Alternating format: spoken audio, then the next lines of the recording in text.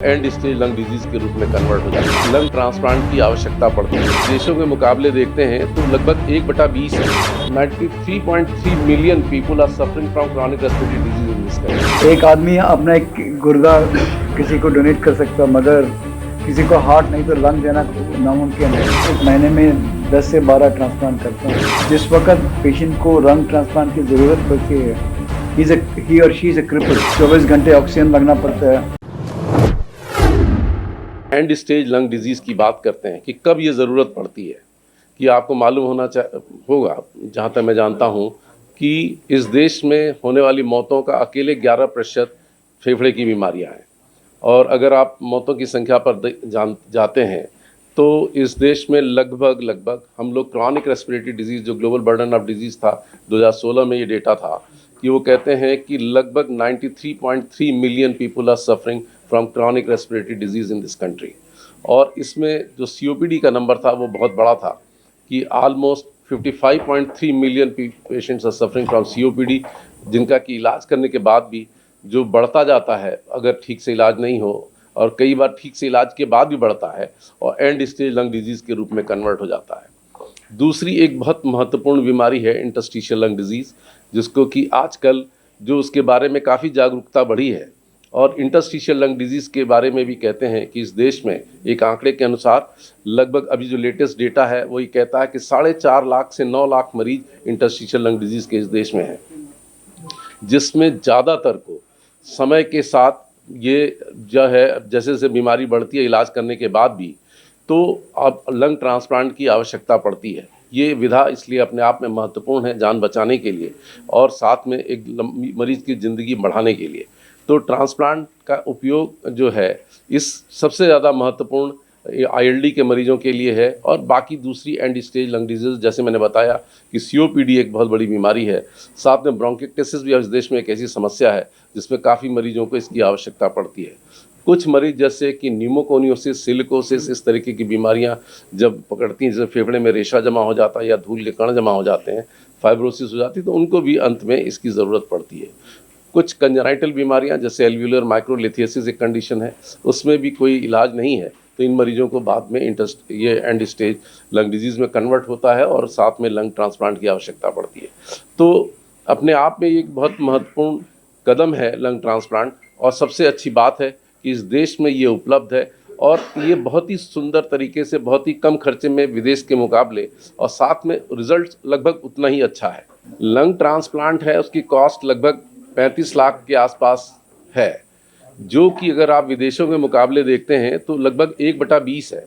हालांकि ये महंगा है, आम आदमी की पहुंच में शायद नहीं है, इसीलिए इसमें अभी से जागरूकता की ज़रूरत है ताकि हम अपने कुछ पैसे का इंतजाम कर सकें, साथ में शासन से सहयोग और दूसरी सामाजिक संस्थाओं से सहयोग करके बहुत सारे लोग इसको पहुंच में आ सकता है। केवल यही बात है कि जानने की ज़रूरत है और उसकी तैयारी करने की ज़रूरत है।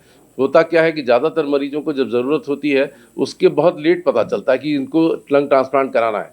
अगर पहले से पता चले तो शायद मरीज उसका इंतजाम भी कर ले। ये जो GBD 2016 का ही डेटा था जो मैं बात कह रहा था कि क्रॉनिक रेस्पिरेटरी डिजीज़ में इंडिया में लगभग 93.3 million people are suffering from chronic respiratory disease in this country, जिसमें कि सबसे ज़्यादा संख्या जो है COPD का है 55.3 एंड 37.5 के आसपास जो है ये एज़मा का पेशेंट है। अगर हम उस डेटा को देखते हैं कि अराउंड 4.5 से 9 लाख के बीच में अगर बीच की स्थिति में आए तो लगभग 7 लाख लोगों को मरीजों को ILD है। उसमें ज़्यादातर को एक समय में ILD में ट्रांसप्लांट के लिए जाने की ज़रूरत पड़ सकती है, स्पेशली वो बीमारियां जो कि फाइब्रोसिस प्रोड्यूस करती हैं और प्रोग्रेसिव पल्मोनरी फाइब्रोसिस, तो उसमें ट्रांसप्लांट की आवश्यकता है। तो ये संख्या काफ़ी बड़ी है। अगर उत्तर प्रदेश के संदर्भ में देखें तो लगभग 1 लाख लोगों को ILD होगा और वो ILD के मरीजों को भी आगे चल के ट्रांसप्लांट की आवश्यकता होगी, तो काफ़ी बड़ा नंबर है। तो डॉक्टर साहब, जैसे अभी हालात में गया कोरोना गया है, उसमें जो बीमार हुए थे, कोरोना हो चुके, जो ठीक हो गए थे, उनको कहीं ना कहीं चीज़ की दिक्कतें सामने आ रही हैं। वो कोरोना से होने वाले जो फाइब्रोसिस थी, जो लोगों को बहुत ज़्यादा थी, उस समय ही वो तात्कालिक प्रभाव से उसमें नुकसान हुआ, और उन लोगों को जो बहुत बीमार हो गए, जिनकी कंडीशन बहुत इरिवर्सिबल डैमेज हुआ, उनको तो ट्रांसप्लांट हुआ। और इस तरीके के 61 मरीजों का कोरोना का इस देश में फेफड़े की प्रॉब्लम में ट्रांसप्लांट हुआ। लेकिन ज़्यादातर को ट्रांसप्लांट की आवश्यकता नहीं पड़ी और फाइब्रोसिस जो है उसकी जो लोग बच गए हैं वो फाइब्रोसिस धीरे धीरे रिजॉल्व हो रही है ज़्यादातर मरीजों में। ट्रांसप्लांटेशन हार्ट नहीं तो लंग का जो होता है ये किडनी और लिवर से एक बड़े इम्पोर्टेंट इसमें फ़र्क है। एक आदमी अपना एक गुर्दा किसी को डोनेट कर सकता मगर किसी को हार्ट नहीं तो लंग देना नामुमकिन है। तो इसके लिए आपको ब्रेन डेड डोनर चाहिए। उसका मतलब जिसका दिमाग में इतना गहरा चोट लग गया मगर उसका हार्ट अभी भी काम कर रहा है, उसमें से हम हार्ट नहीं तो लंग निकालेंगे।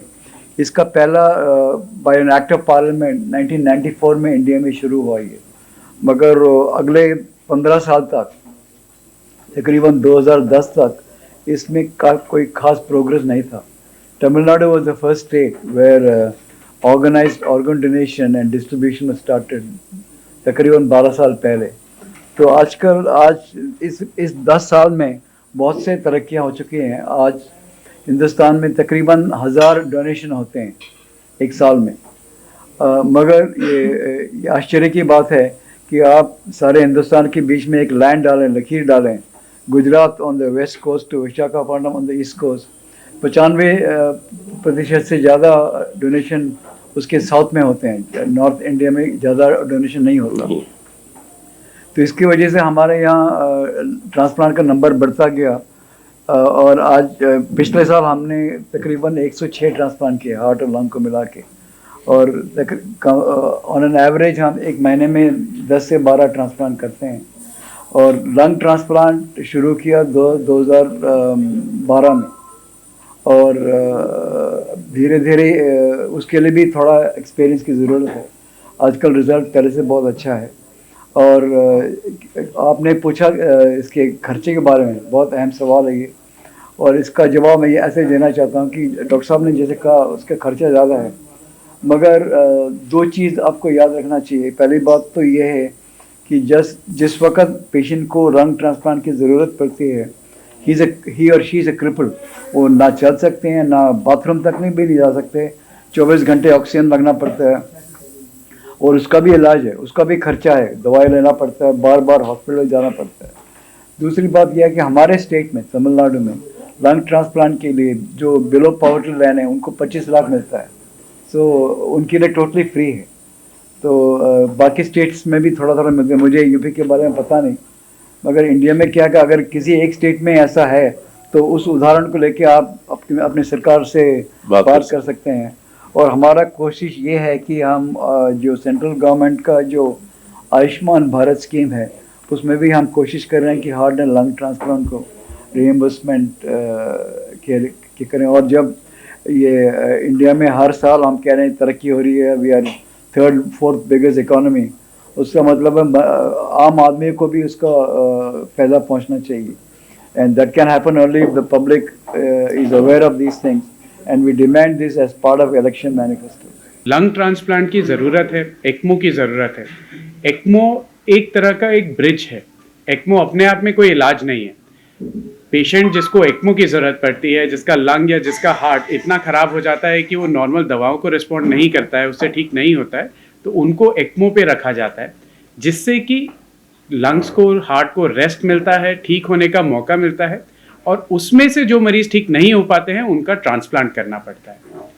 ऐसे मरीज़ों को एक्मो से फ़ायदा मिलता है। अगर हम देखते हैं कि मरीज़ को फ़ायदा नहीं मिल सकता है तो वो एक्मो का कैंडिडेट नहीं बनता है। सीधी बात यह है कि हम एक जागरूकता फैलाना चाहते हैं। हम ये चाहते हैं कि ना केवल मरीज़ों में, जनरल पॉपुलेशन में और डॉक्टर्स में भी इस चीज़ की अवेयरनेस आए, इस चीज़ की जागरूकता आए कि कौन से मरीज़ को ट्रांसप्लांट की ज़रूरत है वो सही समय पे पहचान पाए।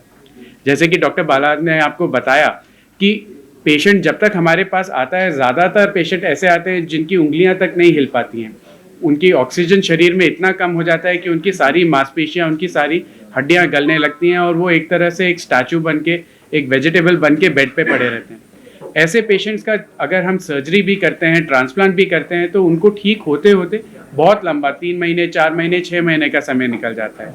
ये वो मरीज़ होते हैं जिनमें कि लोग बात करते हैं कि खर्चा बहुत ज़्यादा आता है, लेकिन अगर सही समय पे पेशेंट को भेजा जाए, जब पेशेंट के लंग्स इस लेवल पे पहुंच गए हैं कि उनमें रेशा जमा हो गया है या धूल के कण जमा हो गए हैं और अब वो ऑक्सीजन का प्रदान नहीं कर पा रहे हैं, दवाइयों से ठीक नहीं हो पा रहे हैं और ऑक्सीजन की ऊपर से ज़रूरत पड़ रही है, ऐसे पेशेंट को अगर सही समय रहते ट्रांसप्लांट के लिए भेजा जाए तो एक वो साधन भी जुटा सकते हैं ट्रांसप्लांट के लिए।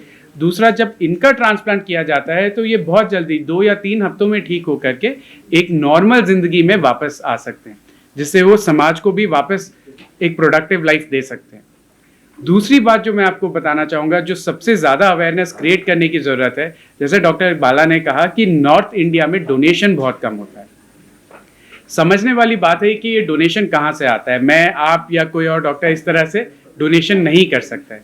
ये जनरली एक्सीडेंट विक्टिम्स होते हैं, जिनके दिमागी चोट होने के कारण ब्रेन फंक्शन करना बंद कर देता है, लेकिन बाकी सारे इनके ऑर्गन्स जो हैं वो सारे काम कर रहे होते हैं। जब ऐसी दुखद घड़ी में अगर उनका परिवार सामने आता है और डोनेशन की बात करता है, तो आप ये देखिए कि एक ऐसा मरीज 8 या 9 मरीजों की जान बचा सकता है। इससे ज़्यादा बड़ा दान, इससे ज़्यादा बड़ा पुण्य का काम कोई नहीं हो सकता। लेकिन उस समय पे परिवार को तैयार करना अपने आप में एक बहुत बड़ी जंग है। ट्रांसप्लांट कोऑर्डिनेटर्स हैं और अब हम लोग कोशिश कर रहे हैं कि नॉर्थ में भी हर हॉस्पिटल में ये ट्रांसप्लांट कोऑर्डिनेटर्स अवेलेबल हों। ये भी एक ऑपरेशन चलाया है जिसमें कि सरकार हमारी मदद भी कर रही है कि ये सारे ट्रांसप्लांट कोऑर्डिनेटर्स लोगों को समझाएं, उनको डोनेशन देने के लिए तैयार करें, ताकि ज़्यादा से ज़्यादा लोग सामने आएँ। अभी हम बात कर रहे थे कि सीधा डेटा है कि 1 महीने में या 1 साल में अगर हम बात करें तो कम से कम 1 से 1.5 लाख एक्सीडेंट मौतें होती हैं एक प्रदेश में देश के। यानी कि कितने लाखों ऑर्गन्स हैं जो वेस्ट जा रहे हैं, और यही ऑर्गन्स हैं जो इन लाखों मरीज जिनको ट्रांसप्लांट की ज़रूरत है उनकी जान बचा सकते हैं। तो ये मैसेज पहुंचाना बहुत ज़रूरी है कि सही समय पर ना केवल हम मरीज बन करके जैसे ट्रांसप्लांट की अपेक्षा रखते हैं, हमारे को डोनेशन के लिए भी आगे आना चाहिए। Concept of transplant around 15-20 years back, there was not much awareness of it. Right? Over the last 10 years, the awareness has started to increase, especially in the patient population, especially after COVID. People have started realizing the term of ILD. So they have started realizing what are the symptoms of, developing a lung disease. Your cough, सांस लेने में दिक्कत और बुखार आ जाता है, bathroom भी नहीं जा सकते हैं. So all these things have led the patient to realize the importance of coming to the physician at the right time to seek a consultation. So it is our job to refer the patients at the right time for the right procedure.